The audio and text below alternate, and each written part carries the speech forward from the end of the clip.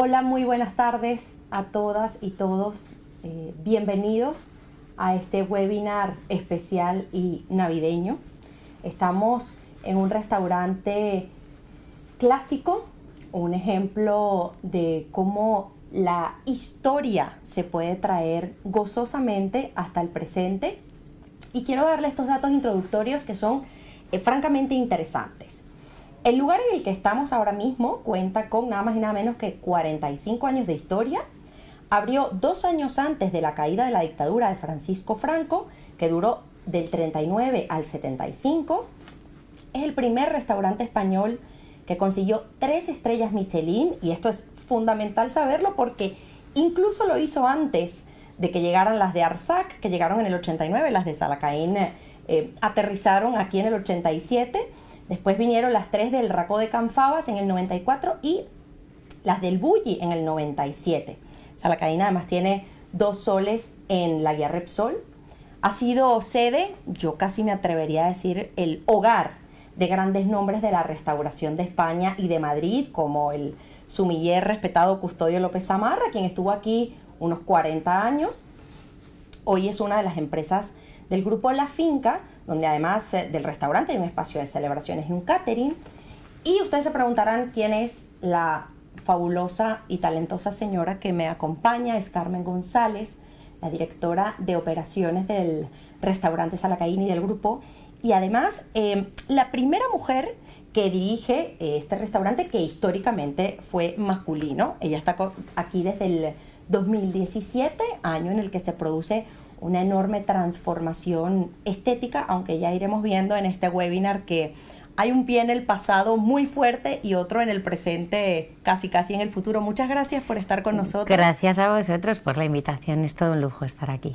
El placer es nuestro porque además Carmen lleva el pulso y el día a día de este restaurante y sabe perfectamente que era uno de los temores, yo creo, ¿no?, del momento en el que se produce la renovación. ¿Cómo dar ese salto sin que eso suponga quizá perder la esencia que la clientela, la crítica, la prensa y los gastrónomos ya tenían en su cabeza de Salacaín? A ver, yo te diré que ya simplemente Salacaín es un valor de marca, es una casa con muchísimo respeto. Y lo que nosotros quisimos hacer es cambiarlo todo sin que nada cambiara. Fíjate qué concepto más complicado, pero es cierto que es una casa con raíces, con pilares muy bien sentados, como para tener unos buenos cimientos para continuar muchísimos más años. Nuestro cliente de siempre, obviamente, vio una reforma física que hizo un trabajo maravilloso. El equipo de La Finca, de arquitectura e interiorismo, siempre trabajando de la mano. Por eso es muy importante trabajar también desde el principio, porque donde ellos vieron un lugar bonito, también teníamos que verlo funcional, que esto es muy importante, que a veces lo saltamos y es muy importante tenerlo en cuenta. Pues cuando entramos, el cliente nuestro, pues obviamente no encontraba su mesa de antes, no buscaba su rincón, pero teníamos unos guiños que quisimos respetar, como la plata, como unas sillas bien restauradas, como esa mantelería, como ese aroma, que notara Salacaín en su propia esencia, y eso era importante. A mí me encanta porque lo primero que aparece en la web de Salacaín, en el apartado justamente de la historia, son conceptos muy evocadores y muy al hilo de lo que estás diciendo, como evolución, luz, alma, excepcional. ¿Eran importantes para esa declaración de intenciones? Es tan importante como que al final consolidamos un poco el valor de Salacaín, como marcándolo en 3 áreas, ¿no? Obviamente el espacio, que hicimos esta reforma física innecesaria, luego el equipo y también la cocina. Por ahí un poco la excelencia, la calidad y la diversidad, marcando que esas 3 áreas tuvieran esos valores muy inculcados. La excepcionalidad sí, pero la excelencia al final, como decía Aristóteles, no deja de ser un acto si lo tienes como un hábito, y esto es lo que tenemos en casa. Fíjate que el cronista gastronómico del mundo, Fernando Point, escribió unas palabras que me parecen preciosas y te las quería leer. Dice: parte de la fiel parroquia más veterana se sintió algo fuera de lugar y la jubilación hace un año del último veterano, Carmelo Pérez, acentuó esa impresión. A otros les encantó el nuevo ambiente, inundado de luz natural. Eso también me gustaría que nos lo dijera porque, caramba, es bastante curioso. Les pareció muy bien la decoración gris-plata, pero los clásicos echaban de menos las paredes salmón y las cavas acristaladas con los vinos a la vista de los clientes. ¿Cómo se resuelve esto? A ver, era complicado. Sabíamos que era difícil. Y claro, es que a nosotros nos gustan mucho los retos. Zalacaín abrió sus puertas y teníamos al cliente de siempre, al cliente que había dejado de venir, y teníamos que recoger a aquel cliente y aventurarlo a vivir la nueva aventura de Zalacaín. O sea, eran clientes que teníamos, al final los teníamos por muchos lados y no se trataba de convencerlos, pero se trataba de que gustaran a todos. A ver, hace 45 años seguramente la tendencia era tenerlo paredes más aterciopeladas, tonos más anaranjados, más rojos, tal vez un ambiente más recargado. No significa que sea clásico, sinceramente creía que era la tendencia de esa época. Obviamente ahora hemos evolucionado y el cliente con nosotros. Tenemos que estar alineados con él. Buscamos un hilo conductor y era la luz, pero una luz que nos diera calidez y no frialdad, porque al final lo que tratamos de Zalacaín es que fuera un sitio discreto, que tuviera pues esa empatía con el cliente y al final incluso la acústica formara parte de esa experiencia de nuestro cliente. Yo creo que al principio para algunos clientes fue un shock, pero obviamente está que a día de hoy tenemos a todos nuestros clientes felices porque encuentran su casa y eso es importante. Estamos hablando de decisiones, creo que es la palabra clave de tu intervención y claro, un director de operaciones tiene que tomar unas cuantas al día. ¿En qué consiste exactamente tu trabajo y cómo podemos enmarcarlo en Zalacaín? Pues mira, yo al principio que... Es verdad que en nuestro título aparece como directora de operaciones, focalicé muchísimo siendo como más gestora de experiencias o directora de experiencias, porque al final tienes que trazar un mapa del cliente, tienes que entender qué es lo que necesita y nosotros nos tenemos que anticipar a esas necesidades.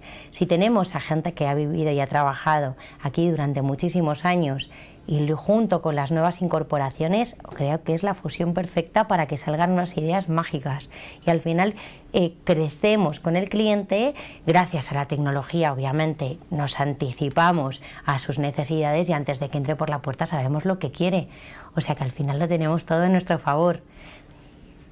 Pues muchísima comunicación. Yo creo que lo que se trata es de hablar muchísimo, de comunicarse. El otro día escuché que no nos habíamos parado a pensar, pero imagínate que tenemos 2 orejas y una boca. Será porque necesitamos escuchar más y hablar un poco menos.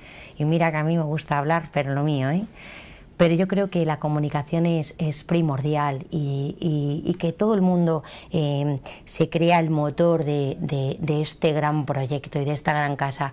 Aquí son grandes embajadores, son anfitriones que cuando abren las puertas de Zalacaín, de verdad que esa sonrisa significa que están recibiendo a su casa, en su casa, al cliente que llega a su casa.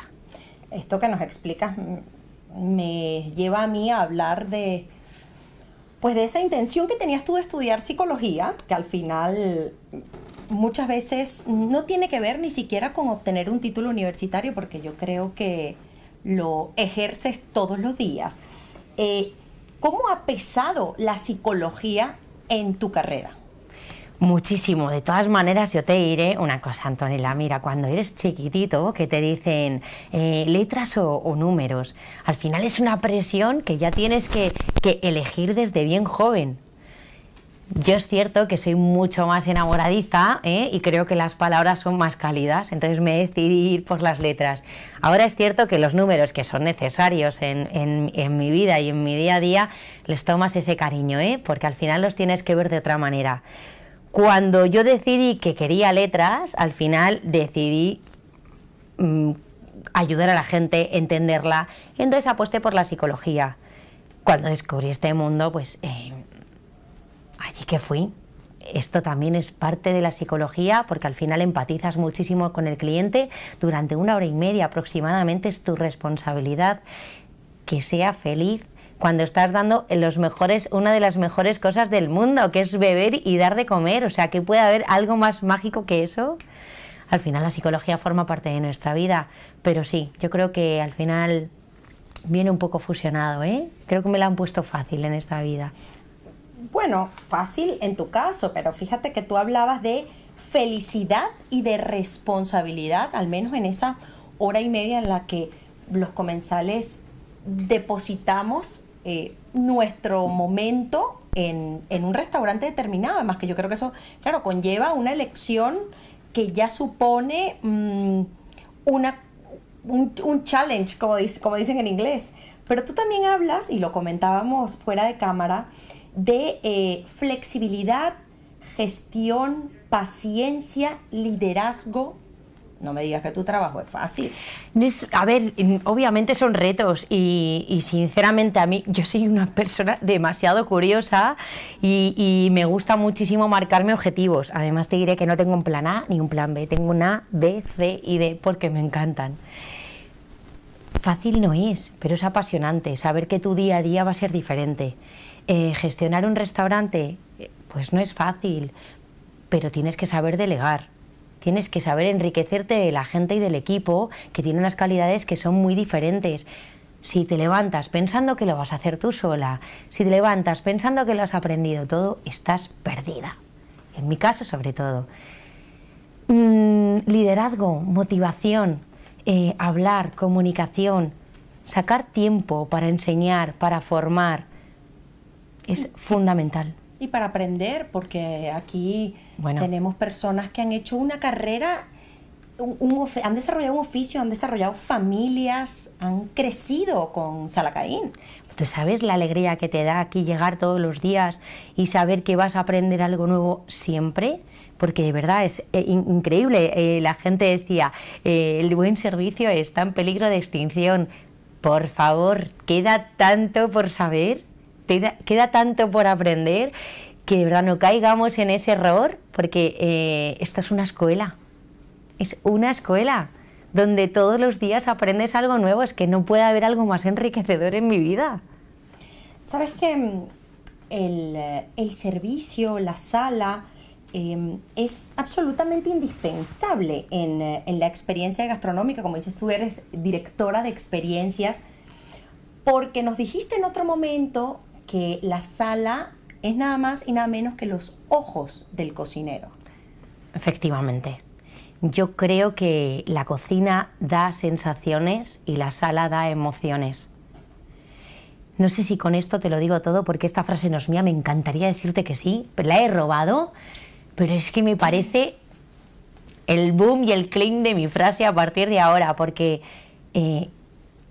si un cocinero da todo, se entrega en alma y corazón en un plato, y esa emoción no llega al comensal, no le contamos esa historia. Al final yo creo que la experiencia del cliente se queda un 50% y nosotros hemos de ir a por todo. La experiencia del cliente es grandísima. Al final hay que hablar de tantas cosas, del espacio, de la calidez, del tacto, de las historias que contamos, de esa cercanía sin ser amiguismo, de ese respeto, de esa humildad. ¿Y por qué se ha popularizado más la cocina que la sala? Porque claro, en estos webinars que nosotros estamos haciendo, no queríamos quedarnos solo con la cocina, porque nos parecía pues empequeñecer el espectro gastronómico. Claro, hablar contigo, escucharte, conocerte, comprender tu trabajo, sigue generando un contrapeso de la sala con la cocina, que son complementarios, son absolutamente indivisibles, pero ¿por qué prevalece muchas veces la cocina?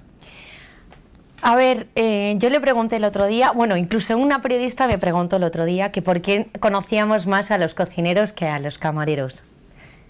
Y por parte, al final, me di cuenta de que muchas veces no es que no tengamos voz, pero hay nos tenéis que ayudar muchas veces a darnos voz. Porque si un lector lee una crónica y le ponemos nombre a los platos y describimos cómo lo ha hecho y hablamos del chef, que al final es tu casa, que es el mismo respeto, que aquí lo que se trata es ser alineados. Pero si hablamos de ese alineamiento, después de una crónica parece que ha habido un servicio capitaneado por tal, y solo es una línea, y no descubrimos cómo la sensación que hay a la hora de servirlo, qué hemos sentido, qué ha pasado, qué es lo que se crea en el ambiente, qué hay en esa magia, pues al final no es que no nos escuchen, es que al final no nos dan voz. Y yo creo que la parte experimental de una comida, de una cena, tiene que ver mucho con el camarero, darnos nombre. Yo le decía, pues al final lo que tenemos que hacer es un poco americanizarnos, ¿no? Llegar a la mesa y decir, hola, buenas tardes, soy Carmen, voy a darles a ustedes el servicio. Tal vez esa sea una buena manera de que nos recuerden, pero nos tenéis que ayudar un poco todos. Y esta tarde estoy encantada porque se está hablando mucho de la sala y estoy feliz. No solamente se está hablando, sino que nos están llegando ya preguntas. Bueno, qué bien. Nos escribe Ana María de México. Para que veas, yo no sé si te habían preguntado alguna vez en directo desde México, pero esto está pasando hoy. Me encanta México. Dice, sabemos que muchas veces la cocina y la sala son difíciles de coordinar. ¿Qué hacen o cómo hacen para llegar a manejar una sala con tanta armonía? ¿Y cómo logran que se entiendan tan bien con la cocina? Bueno, es una muy buena pregunta, así que felicidades, Ana María. Decirte que como en las grandes familias nos peleamos todos, pero lo que sabemos aquí es que si uno rema para allá y otro rema para allá, al final siempre estamos estáticos. Nosotros hablamos mucho, nos comunicamos muchísimo, de tal manera que sabemos que la esencia de la casa consiste en el respeto y en la unión del equipo. Muchas veces ponerse en la piel del otro es complicado, pero no es imposible.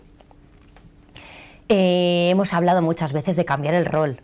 Lo haremos, pero en esta casa es verdad que yo me siento muy afortunada de que el alineamiento y el equilibrio entre cocina y sala existe.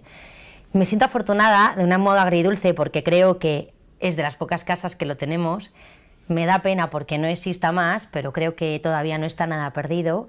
Pero bueno, es un trabajo que requiere de un liderazgo donde todo el rato creamos un team building para que se vean necesarios y que creen esa fusión. Y que es cierto que para que llegue esa sinergia o esa emoción al plato necesitamos de ambos. O sea, hay que hacerlo. De todas maneras, la parte de la sala aquí requiere mucho arte y mucho servicio en frente del cliente, y al final es algo que necesita mucho relacionarse con la cocina. Así que yo, de verdad, no os desesperéis porque muchas veces no existe. Somos una gran familia, nos peleamos muchísimo, pero luego, o sea, aquí se queda y somos grandes amigos. Así es que al final se puede lograr. Nos necesitamos. Nos necesitamos. Sin duda alguna. Y eso es algo que se debe priorizar, y aunque parezca algo rutinario, se debe comunicar a diario, que exista el respeto, que exista el equilibrio y que exista muchísimo la comunicación. Es que la comunicación es primordial. Dentro y fuera del restaurante, pero eso lo vamos a hablar con alguien que va a ocupar esa silla, pero después. Miguel de Colombia, ¿de dónde sale? Y creo que aquí podemos explicarlo con lo que tenemos sobre la mesa, que no es casual. ¿De dónde sale la idea de combinar lo moderno con lo clásico y cómo hacen para mantener ese equilibrio? Ay, bueno, Miguel, qué buenas preguntas llegan, ¿no? Y de Colombia, México. Y de Colombia, madre mía, qué alegría saber de ellos. Bueno, es muy buena pregunta, porque al final lo que queríamos nosotros es, como yo te dije al principio, es cambiar las cosas sin que nada cambiara. Es cierto, hay que evolucionar. Te imagina que tenemos así como una pirámide y que al final nos hemos creado, luego hemos crecido y hay un momento donde hay que volver a reinventarse, pero no cambiar esa esencia, no soltar esas raíces. Si hay algo bien hecho, vamos a contribuir en que ello perdure y evolucione con nosotros. Pues tener una vajilla de plata, una buena cristalería, una mantelería de lino, pues son guiños que al final son detalles que no están elegidos al azar, son detalles que han sido estudiados y que durante el tiempo han funcionado. Simplemente había que restaurarlos. Esa silla que el cliente cuando llegaba se sentaba, no le sonaba porque visualmente la habíamos restaurado, pero cuando se sentaba era, esta es la silla de siempre. Son tan importantes. Hay una herramienta a mí me gusta mucho, que se llama Stop Start Continue, que al final stop lo que haces es como crear una... ver qué es lo que no ha ido bien y quitarlo, porque muchas veces como que nos da pena quitar cosas, no, hay cosas que no van bien. Aquí, por ejemplo, teníamos una carta de 55 platos. Sabemos que hay un problema con el cambio climático. Ahora mismo la tierra nos da, por ejemplo, los productos que nos da cuando quiere, no cuando tocan. Al final hemos decidido, en vez de tener 4 estaciones, tener más invierno y verano. Pues decidimos, ¿para qué vamos a tener tantos platos en la cocina? Vamos a hablar con sugerencias. Pues, por ejemplo, stop, no teníamos una carta larga. Continuo, pues ¿qué hacemos? Pues vamos a trabajar con sugerencias. Nuestro proveedor, oye, hemos traído unos boletus, unas setas maravillosas, pues vamos a verlas. ¿Nos gustan? Pues esto es lo que hay que continuar. Y, por ejemplo, también ver qué clásicos, qué es lo que han perdurado en el tiempo, que por ejemplo el cliente no dejaría. Nuestro búcaro Don Pío, que es un consomé gelé, que es un recipiente que solamente y únicamente tenemos nosotros, que al final es algo como que es un guiño casi celestial de nuestra casa, que si el cliente no lo hubiese visto desde el momento en que abrimos el restaurante de nuevo, no hubiese visto la carta, se hubiera preocupado. Las croquetas. Las croquetas, esa teja al final del postre, ese es el momento donde el cliente sabe que está Zalacaín en su máxima plenitud. Tú me dejas que yo enseñe esto, yo lo voy a poner aquí porque ciertamente de 57 platos, la carta de Zalacaín a día de hoy tiene esto. Me maravillan los bajoplatos, la cubertería. Es maravillosa. Los platos del pan, y entiendo que son piezas que son pistas de ese pasado. Cuéntanos qué hay aquí, por qué el plato tiene 3 rosas, ¿qué historia estamos contando con esta puesta en escena? Porque esto no es casual. No. A ver, yo como te decía, cualquier detalle está muy bien estudiado. Nosotros cuando abrimos aquí decidimos volver al origen, pero no al origen contando lo que había pasado hace 45 años. Ya el cliente lo sabía, o incluso habían crónicas que también podían leer, ¿no? Porque al final era un restaurante histórico. Decidimos ir al origen, a esta novela maravillosa, que es Zalacaín el aventurero. Al final era una nueva aventura de Zalacaín. Y vimos que habían 3 rosas, 3 mujeres que pasaban desapercibidas en un principio. Resumiendo, voy a hacer spoiler, lo siento, Zalacaín muere a los 24 años en un episodio, él estaba en la guerra carlista. Catalina, que era su mujer, va con una rosa blanca a la tumba de su marido y encuentra una rosa negra y una rosa roja. Y las decide respetar porque son mujeres que de una forma esporádica han pasado por la vida de él. Oye, qué bonito, ¿cómo no íbamos a contar eso? Y más allá le dimos protagonismo a cada uno de nuestros privados. Catalina, esa rosa blanca, esa fidelidad, ¿no? Esa inocencia.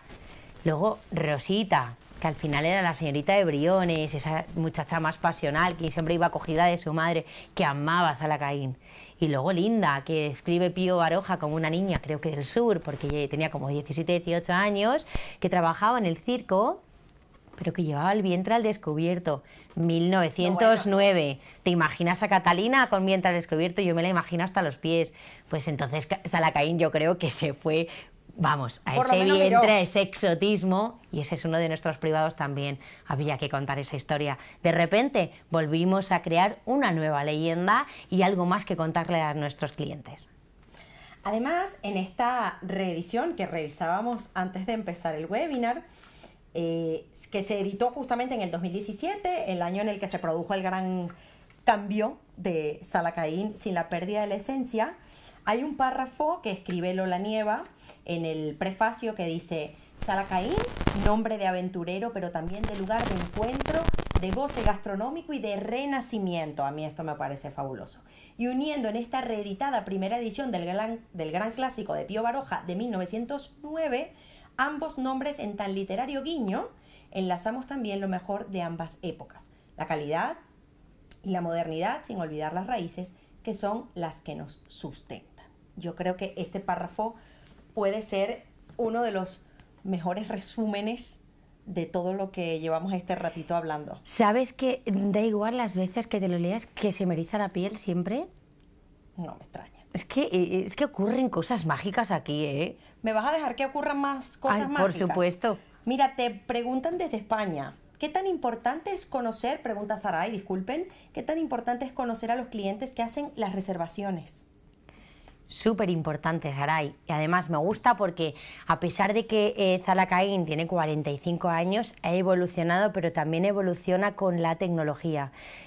Tener un libro es una herramienta, un libro de reservas es una herramienta muy potente, porque al final lo que haces es recaudar muchísimos datos para que el día de mañana tú sepas qué mesa le gusta, si tiene alguna intolerancia o alguna alergia, qué es lo que no le gusta o qué es lo que le ha parecido bien o lo que le ha parecido mal. Además, fíjate que el mapa que creamos del cliente lo hacemos desde antes de entrar, desde aquella reserva online o bien telefónica, pero es que luego al salir por nuestra puerta también hay mucho más allá. Decía Diego Coquillat, un gran maestro para mí, que defiende mucho la tecnología en gastronomía, que hay una propina digital muy importante, porque al final el cliente te está escribiendo su feedback, sea bueno, sea malo, pero escúchale y sobre todo contestémosle. Y nuestro equipo de comunicación ahí hace un trabajo crucial, porque al final lo que hace es contestar personalizando cada mensaje para que el cliente se sienta escuchado. A sabiendas de que puede ser mejor o peor, siempre hay que aprender y que el cliente nuestro no se sienta abandonado en el momento que sale. Antes de continuar con las preguntas, me gustaría ocupar esa silla con la persona que es artífice de toda esta estrategia de comunicación puertas afuera. De esto que hablas, la respuesta al cliente, el comentario, la ayuda a las redes sociales. Me gustaría que recibiéramos a Violeta Alonso, quien ha sido nuestra gran cómplice de este webinar. Bienvenida tú también, muchas gracias. Muchísimas gracias, un placer. El nuestro. ¿Cómo engranamos la estrategia de comunicación con todo esto que nos está comentando Carmen? Te voy a dar nuestro micrófono de mano. Creo que ya está activo. Sí, ¿se me escucha? Vale, perfecto. Bueno, a ver, en un proyecto tan grande como era Zalacain, cuando nos propusieron introducirnos en él, era fundamental la base que habían construido precisamente Carmen González y Julio Miralles. Hay un equipo detrás, por supuesto, pero ellos dos fueron un poco los artífices y un poco los que en un momento dado acudieron a nosotros para ver de qué manera, qué podíamos aportar al proyecto. Entonces, en función de la base, luego había que construir qué es lo que dejábamos, igual que ellos habían hecho con lo físico, qué es lo que dejábamos y qué era lo que teníamos que contar nuevo. Entonces, bueno, a partir de empezar nosotros a investigar, 45 años son muchísimos años, yo no tengo esos años, no llego ni siquiera a vislumbrar un poco a ver qué es lo que había pasado con este proyecto. Nos pusimos a investigar, nos pusimos a hablar mucho, a leer muchísimo, a también ver esas tres mujeres que aportaban al proyecto y a partir de ahí, bueno, intentar de qué manera lo teníamos que contar, qué línea de comunicación teníamos que llevar y qué estrategia de marketing. Eso junto al equipo de Feel and Taste, bueno, y junto a Carmen González y Julio Miralles vimos, bueno, qué es lo que había que contar y bueno, así lo contamos, igual que en la carta, que me imagino que luego lo abordaremos más en profundidad. Había platos que se tenían que conservar y había otros platos que no. Bueno, pues igual, había que contar también que había 45 años de historia que habían hecho un recorrido y que habían llegado al presente, pero qué era lo que había que contar a partir de esos 45 años. Las cosas que se están haciendo en Zalacain y lo que se está ofreciendo en Zalacain a nivel de producto, a nivel de sal, a nivel de cocina, se ha actualizado y se ha renovado. Entonces, bueno, había que quedarse en la base, pero ir un poquito más allá. Y en el mundo digital, porque también era llevar el restaurante físico a un territorio más etéreo y explicarle a la gente lo que ocurría aquí sin que necesariamente hubiese venido. Claro, obviamente. Nosotros lo que teníamos que hacer, uno de los objetivos, era intentar atraer a otro tipo de público, a ese público que todavía no había venido y que sí que habían venido sus padres y sus madres, o quizás incluso menos mujeres y más hombres anteriormente, y eso es lo que yo creo que hemos conseguido también gracias a la comunicación. Entonces, los canales digitales eran fundamentales, había que ponerlos a punto, vestirlos bien, que el escaparate fuera acorde al restaurante, hablarles de la misma manera en que se le habla a ellos en el propio restaurante y y lo que ha comentado Carmen hace un momento, escucharles en todo momento. Y lo cierto es que el feedback y la respuesta del cliente de Zalacain ha sido muy sorprendente. Después de 45 años podíamos pensar que igual los clientes estaban, bueno, anquilosados quizás en sus tiempos. No, el cliente de Zalacain se ha actualizado, igual que el restaurante se ha actualizado, y así ha habido una respuesta bueno, fundamental en el tema de redes sociales. Esto es el storytelling del que tanto nos ha hablado Carmen, el storytelling dentro y fuera. Claro, bueno, el tema de el storytelling que nosotros utilizamos, bueno, aparte de los 45 años, fueron las 3 mujeres, y un poco también, bueno, la esencia de esas 3 mujeres tenía que estar presente absolutamente en todo, igual que en el ribete, en el logo, se estudió muy mucho por qué utilizar ese rosa cuando la marca de Zalacain era mucho más sobria, y a raíz de todo ese storytelling la comunicación fue acorde.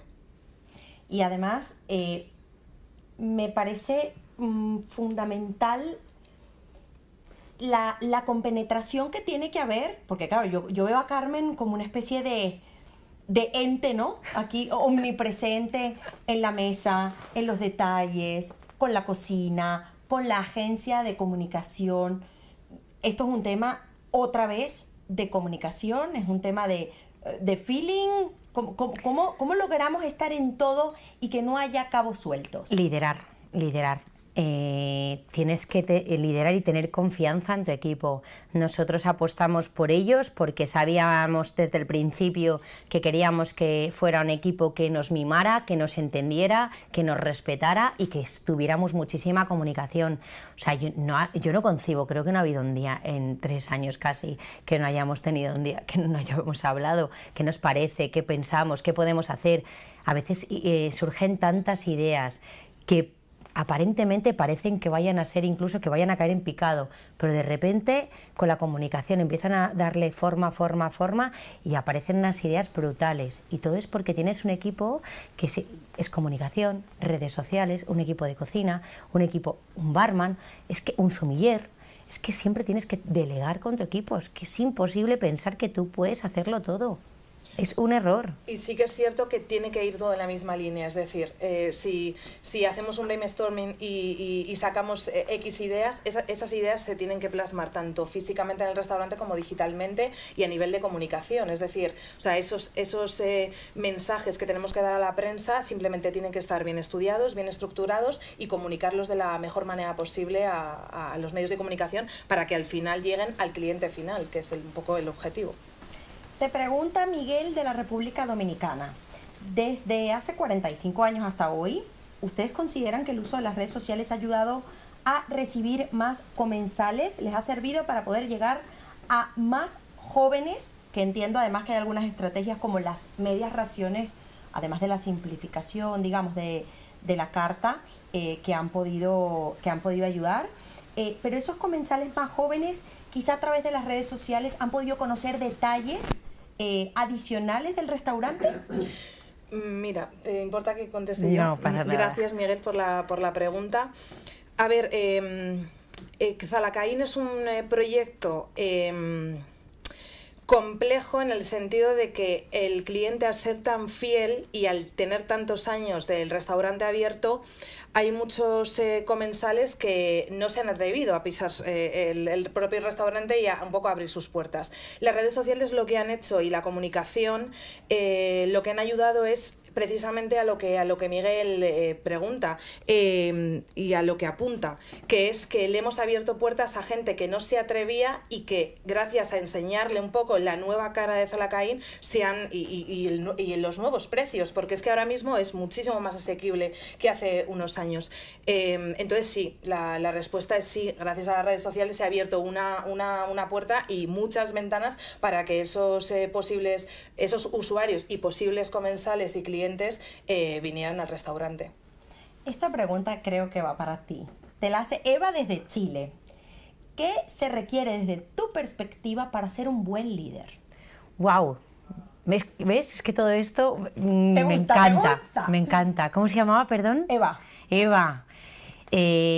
Liderazgo. Mira, para ser un buen líder tienes que tener un equipo que te considere líder y que te haga líder. Eso es súper importante.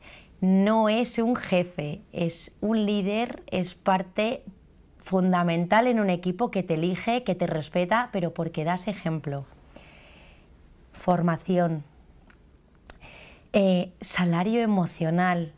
El salario emocional significa que tenemos una gran organización, y una gran organización significa que puedes planificarte y puedes darle vida a los clientes internos, que son tu equipo. Súper importante, motivarles, hablarles. Nosotros no hay día que no tengamos briefing y hablamos durante 5 minutos. Yo siempre hablo de, hago como algo como efecto sándwich, digo lo bueno, lo malo y luego vuelvo a decir lo bueno porque creo que salen mejor que habiendo dicho lo último, lo malo.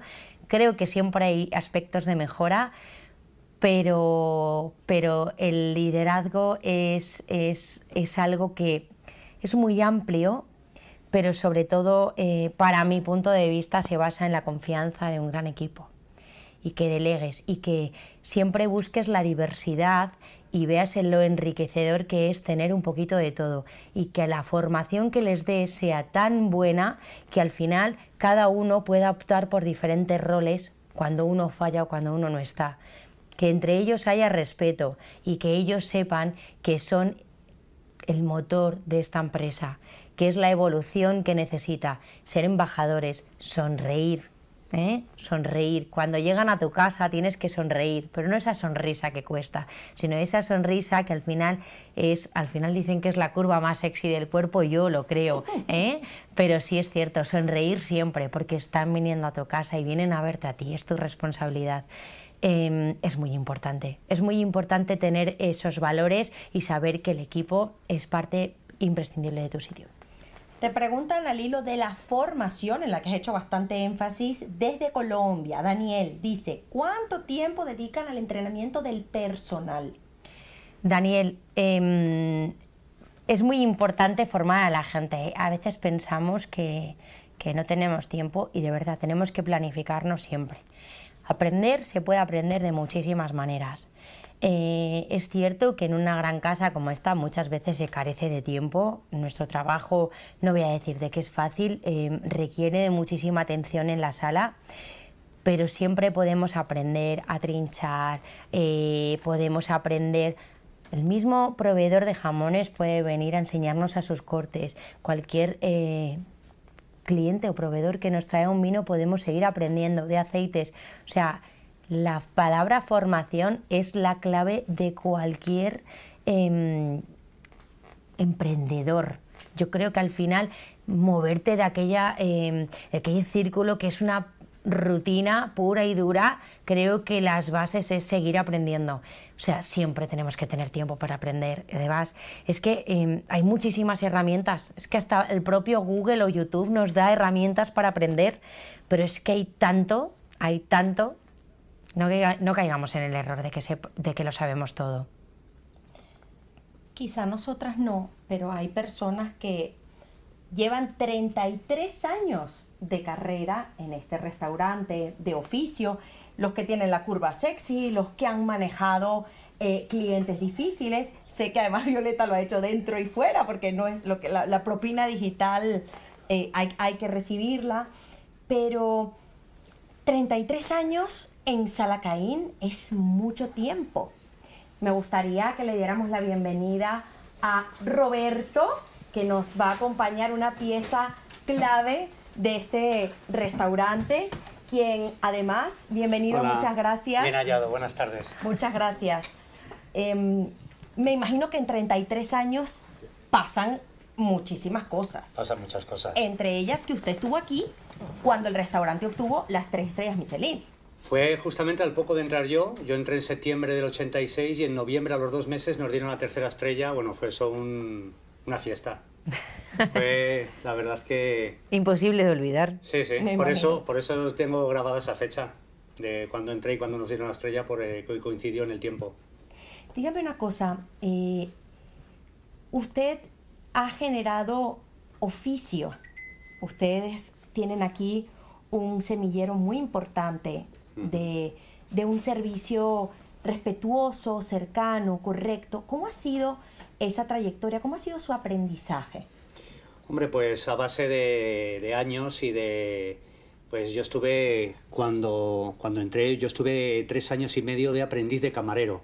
Una plaza ya, o sea, extinta, ya no hay aprendices. Y la verdad que el día a día con el cliente, con este tipo de cliente en un restaurante de lujo, te da para aprender y para saber.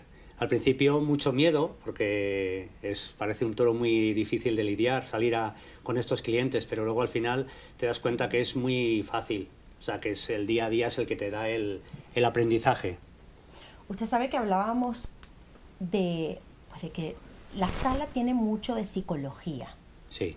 Cuénteme un episodio en el que usted haya tenido que aplicarla particularmente. Pues no... Uno que recuerde difícil. Uh-huh. No te sabría decir así, pero cuando, por ejemplo, un cliente, ves cuando entra un cliente por la puerta que viene de invitado y no está, porque hay clientes que le gusta una determinada mesa, un determinado camarero, un determinado salón, entonces rápidamente haces cambio sin que pasando desapercibido, haces cambio en ese momento de una mesa por otra, porque para que ese cliente tenga lo que le gusta. Es increíble cuando ellos reciben al cliente por la puerta, esa rapidez, esa manera de solventar cualquier situación, eso es algo increíble. Eso solo lo hace la gente que trabaja muchísimo tiempo y que al final, como yo te decía, que yo he aprendido más de la tecnología porque me anticipo un poco más, pero ese cliente que, por ejemplo, llega y se visualiza y se empatiza directamente, ellos saben cómo situarse, cómo desenvolverse. Es algo increíble. Yo cuando les veo digo, ostras, tío, ¿cómo se aprende esto? Y me decía, lo aprenderás. Claro, es que es un cliente que está acostumbrado a un tipo por ejemplo, a una comida, a unas ostras, siempre quiere algo que lo ha tomado siempre. Entonces son clientes que no les gustan los cambios. Entonces, pues muchas veces, y con esto pasa con la mesa, le gusta una mesa determinada, un rincón, otra más al fondo, una más en la entrada, o sea, siempre son. Entonces muchas veces tienes que jugar con estos detalles y improvisar sobre la marcha. Usted habla de platos, hemos hablado de emblemas, y yo no sé si a ustedes les huele a algo a lo que... a mí me encanta venir aquí y que eso de repente aterrice como por arte de magia. Es que lo que hueles es muy familiar, ¿eh? Eso sí es Zalacaín. Por eso lo pregunto, ¿qué es? Me gustaría que nos lo contara Julio, el jefe de cocina de Zalacaín. Bienvenido, muchas gracias. Pasa, por favor, esta es tu casa. Bueno, y si Roberto nos puede contar qué es esta maravilla que tenemos por aquí. Yo, si me disculpan, voy a moverlo un poquito para que se pueda ver. Pues son nuestras croquetas de Zalacaín y las patatas soufflé. Si no tuviésemos estas patatas soufflé, habría que cerrar el restaurante. Los clientes, aparte de que vienen porque les gusta Zalacaín, vienen muchas veces por las patatas soufflé y por la teja de almendra que ponemos con los cafés. Hay un vínculo entonces sentimental ya con estos platos. Sin duda. ¿Y las nuevas generaciones que vienen también conectan con las patatas? ¿También conectan con las croquetas? Por supuesto que sí. Es un añadido y claro, lo han vivido cuando han venido con sus padres y ahora que ya son clientes habituales, pues vienen a las patatas y a las croquetas y a la teja. Eso no puede faltar en una mesa en Zalacaín. Antes de darle la palabra a Julio, me encantó una frase que nos dijo Carmen en una conversación y creo que no hay mejor persona en este grupo, en esta familia, que usted para contestárnosla. Dice, parece que no hay vocación de camarero, pero se puede ser feliz siéndolo. Por supuesto. Hay veces, yo por ejemplo, hay muchas veces que me voy a casa muy contento porque veo que ha salido muy bien el trabajo y hay veces que te vas no tan contento, te vas un poco enfadado o triste porque ves que algo ha salido mal. Entonces, claro, eso te da a entender que sí te gusta lo que haces y que eres un poco profesional, puesto que cuando sale bien te vas muy contento y cuando sale mal, te vas ahí un poco enfadado. Un aspecto muy difícil, pero lógicamente esencial y complementario. Yo creo que este es el fiel reflejo de que ustedes son un equipo. Es Julio y el trabajo que Julio desarrolla tú no eres una pieza nueva, digamos, porque también llevas mucho tiempo en casa, y me gustaría compartir contigo una reseña de Fernando Point del Mundo, quien escribe sobre Salacaín, que la oferta se mueve entre clásicos y sensatas innovaciones, y esto le ha parecido totalmente disfrutable. Y le dice a la gente, añadan que todos los platos están disponibles en medias raciones, y para una clientela más joven, esto le da la posibilidad de bajar los precios, por lo que el restaurante se vuelve aún más interesante. Muchas gracias por tu tiempo y por estar aquí con nosotros. A vosotros. ¿Qué es Salacaín para ti? Pues siempre lo he dicho, responsabilidad. O sea, creo que es una casa mítica, que cualquier persona que le guste su oficio, sea en sala, sea en cocina, lo tiene marcado, que es un sitio que marcó una historia dentro de lo que es la gastronomía española y que nosotros hemos cogido ese relevo. Entonces, al final es responsabilidad. Responsabilidad, trabajo y humildad. Creo que esos son los 3 pilares que son fundamentales en esta casa. Te pregunta Amelia desde Venezuela. Julio, ¿qué se siente saber que estás llevando un restaurante con tantos años de tradición? La verdad, pues al principio no creértelo. O sea, y preguntarte por qué estás aquí. ¿Por qué eres tú la persona que estás al frente de la cocina en este proyecto? Acompañado la verdad hay que decirlo, con buenos compañeros y buenos profesionales que están a tu lado, que te enseñan la casa, porque primero hay que aprender lo que es la casa, y una vez que lo has aprendido, introducir esos cambios sensatos que no chirríen y que no al cliente de toda la vida no le extrañen, y al cliente nuevo pues conozca otra manera de Salacaín, ¿no? El sabor siempre va a estar, que las técnicas de cocina siguen estando, las cocinas de fondo, pero bueno, al final no deja de ser trabajo, ¿no? Pero sigue siendo un trabajo complejo, porque ustedes están mirando al futuro, era otra de las preguntas que nos hacían, ¿no? ¿Cómo se compagina toda esta historia con la mirada puesta en el futuro sin perder la estela de lo que viene siendo el restaurante? Es una pregunta para todos, ¿eh? Pues primero que la conteste Roberto. Me he quedado en blanco ahora mismo. ¿Cómo mira usted el futuro del restaurante? ¿Cómo lo vive usted ahora con esos recuerdos de tantos años de trabajo? Pero a fin de cuentas es un restaurante que está apuntando al mañana. Es decir, estamos ahí a caballo rompiendo todo el tiempo la línea del tiempo. Yo pienso que, como decía Julio, que es un restaurante con mucha tradición, pero también la mezcla, la fusión entre lo tradicional de Salacaín de toda la vida con platos más modernos, más no sé, de corte moderno, pues sí es verdad que le da un toque nuevo a Salacaín sin perder la esencia. Eso básicamente es lo que estamos intentando hacer, y yo creo que estamos muy contentos porque los clientes están muy, muy contentos por el feeling que tenemos con ellos, pues que lo estamos haciendo más o menos bien. O sea, que en eso estamos contentos porque vemos que puede haber un paso al futuro sin menospreciar, digamos, el pasado, y entonces ahí hacer una fusión que le va a gustar a todo el mundo. La señora directora de experiencias. A ver, yo creo que nos queda un larguísimo recorrido. Piensa que es verdad que venimos de una historia que ha ido muy bien, que es verdad que cocina no ha abandonado. Posiblemente la cocina nuestra no sea ni la más innovadora ni la más creativa, pero es con tanto respeto que al final lo que hacemos es tener muchísima cercanía con el cliente. Yo siempre lo hablo con Julio muchas veces y pensamos que el cliente más joven no ha conocido aquella cocina clásica o aquella cocina de fondo y esencia. Para él también es innovador.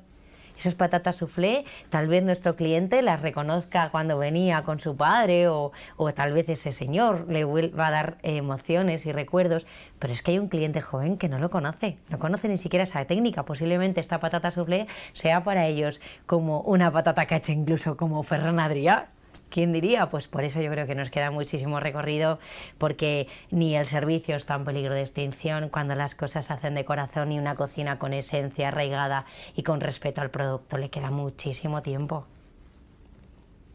Julio, ¿cómo entras tú aquí? Porque claro, tuvimos un almuerzo maravilloso en Salacaín y es verdad que no sabes en qué punto estás. Estás sentado en Madrid, ahora mismo estamos aquí, pero todo el tiempo hablamos de pasado, hablamos de futuro, estamos en el presente. Es curioso, ¿cómo lo transformas tú en esta carta? Pues yo pienso que al final la cocina es memoria. Y al final, si tú cocinas con memoria, vamos a decir que es atemporal. También es cierto que miramos a futuro, pero los futuros cada vez son más inmediatos, ¿no?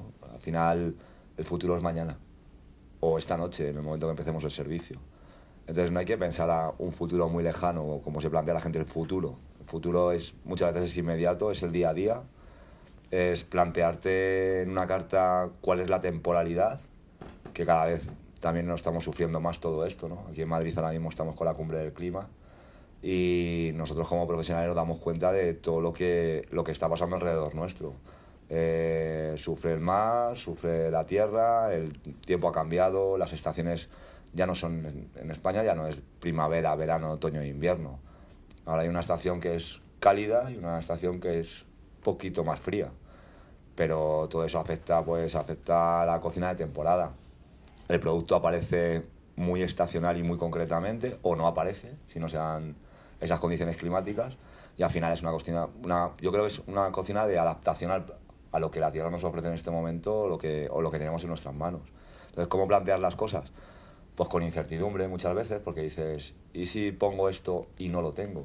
¿Y si no lo encuentro? ¿Y si no sale? Entonces, cada vez los planteamientos deben ser más inmediatos, no tanto a futuro, sino lo que realmente es tangible y es tocable ahora mismo.